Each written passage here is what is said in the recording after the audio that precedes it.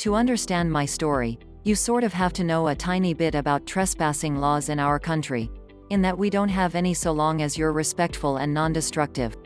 You can walk over any hills you like, and in my case, camp on any beach of your choosing so long as once you leave the area is how you found it. I used to love camping when I was little.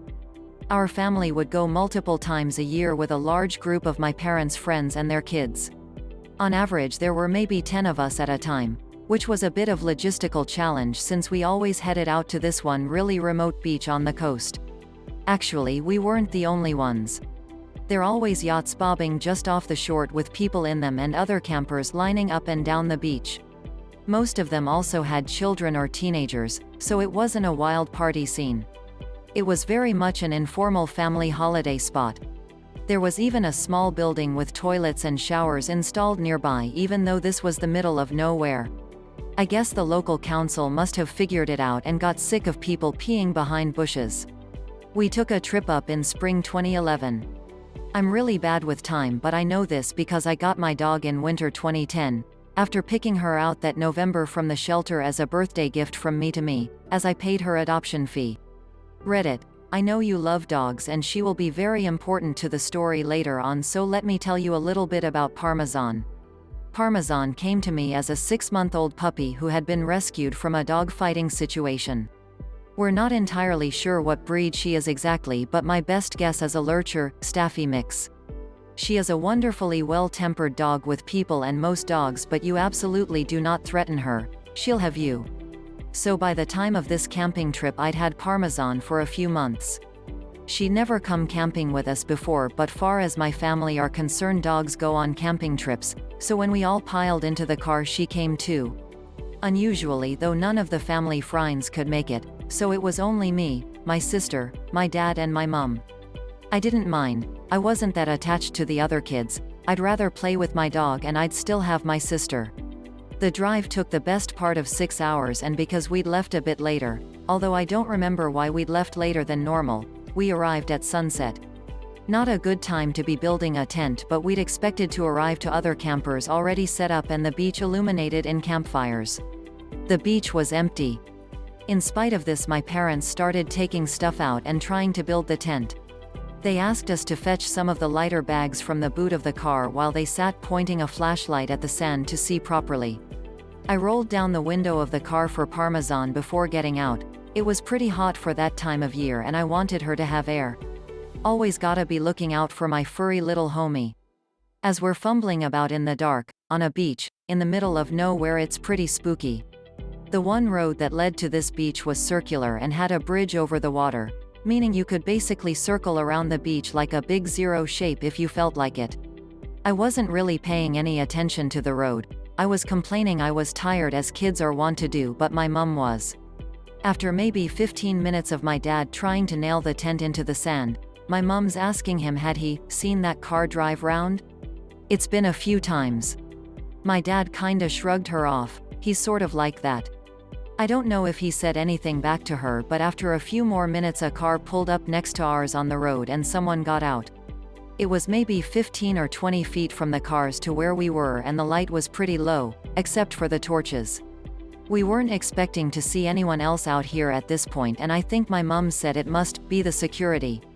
I don't know why a random beach would have security. I think what she meant was the Wildlife Trust or something, as they do occasionally come down to do their nosy. The guy was walking pretty unevenly. He must have been drunk or high because he had that stagger to him. There was absolutely no way this guy was sober. Cool. A junkie. Not an unusual find, but it's rare to see them in the wild. As he walked into flashlight range, we realized he was carrying a large knife, maybe 15 inches? Although I was small at the time, so maybe my sense of scale was off. I don't like my dad, but credit to him, once he saw this he got up immediately, holding onto the camping mallet, and put us all behind him. The man began to shout wildly at us that we can't camp here and he was just letting us know. My dad tried to initially be a bit low-key with the guy and told him that was fine, we'd leave, but this didn't work. He kept coming closer to us, so my dad started shouting and the man kept shouting back. My sister and I were crying. I remember shaking. I was utterly terrified, as I'm sure anyone would be in that situation. It really did seem like this guy and my dad were going to fight, and I'm going to be honest, I didn't fancy my dad's chances. While it's grim to consider, I'm absolutely convinced he would have killed my dad and possibly us as well once he was done, as I don't think my mother would have had the common sense to run with us. I love her, but she's always put dad and her relationship with him above us. This isn't how it went down. A bolt from the black, like a wolf descending on its prey, took us all by surprise, most of all the man with the knife. In that moment, Parmesan was the apex predator large canines represent in nature. She got him good by the arm and clamped down hard, ripping his jacket and shredding the skin underneath. He dropped the knife as it had been in the arm she had got him by. He kicked her, he punched her, and eventually got her off. He grabbed the knife from the sand and ran back to his car and drove off. Parmesan didn't follow him. She stayed with us, muzzle covered in blood. Quickly as we could, we gathered our things and all got back in the car, all pretty shook up by the incident. I looked Parmy over. She was okay, but the car's window was much more open than I'd left it. We think what happened was when the shouting started, she must have put her paws up on the gap I'd left for her. As it was an old car and had the rolly down windows and not an electric button, we think she must have been able to hit it with her paws to force it down enough to squeeze out. This is not the end of my story. We were all pretty scared, and since we had the dog with us, we couldn't book into a hotel for the night. My parents decided just to drive home so we could all feel safe, but first had to drive into the nearest town for petrol as they were kind of low. I spent the time trying to clean Parmesan up a little. I'd always loved dogs, but what she'd just done for me blew my mind. As we drove into town, we came across a petrol station, but it looked closed. My dad drove up closer to get a better look and stuck his head out the window to get a better look at the sign. My mom asked him what on earth he was doing, and he told her he was trying to see when it opens. Never. My heart fucking sank. Parked in the corner, behind a van so we hadn't seen him at first, was the man with the knife. He was sitting on the bonnet of his car, using some tissue paper to clean up his arm. It looked pretty bad. Without stopping to refuel or look anywhere else in town, my dad drove right out of there. He decided to go to the next town over, but this was removed. The next town over was 60 miles away. He didn't have that much petrol, we realized, as we began driving. We were going to break down. That's fine, Dad said, we had AA cover. They'd come tow us home, or at least to somewhere acceptable for the night. Better than staying in the last town.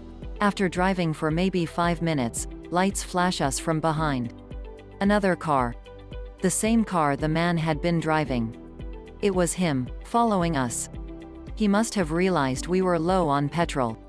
The next half hour was one of the worst half hours of my life. I had a complete and utter breakdown, as did everyone really. I could tell my parents were trying to keep it under wraps so it wouldn't upset us, but we weren't really little kids. We were both double digits. We knew how dangerous this situation was. Dad turned off the radio to conserve petrol, and the man followed us for 55 miles before he peeled away onto another road. Our fuel meter was on the big red E for empty for the last 10 miles. We were driving on fumes. I don't really believe in God, but if he does exist, that was definitely one of his miracles. Once we got there, we drove into a petrol station and refilled to a full tank before driving the rest of the way home. Sister and I slept in the car after that. I only woke up once we made it all the way home, just grateful nothing worse had happened than that. After getting some sleep, my mum phoned the non-emergency line for the police and reported what had happened. They never got back to her after that, but apparently the woman she spoke to said they may wish to in the future, as he matched the description given of a suspect wanted in relation to a murder charge. No idea if he actually was that guy or just a random psycho. As I said, they never got back to her. So what's the takeaway then? Other than crazy man on the beach, let's not meet. Well, for me it's that I love Parmesan. She's still with us now, old as the hills and twice as grizzled as one of my mum's friends likes to joke. I don't know why she did what she did that day. I couldn't tell you what her thought process was. What I do know is that this poor puppy was born into an environment where they abused and neglected her, only to be rescued and taken to a shelter where her mother and siblings all found homes before her. Despite how badly people had treated her, when I took her home she forgave but never forgot. I think the saying is I never trust a person who doesn't like a dog, but I always trust a dog when they don't like a person.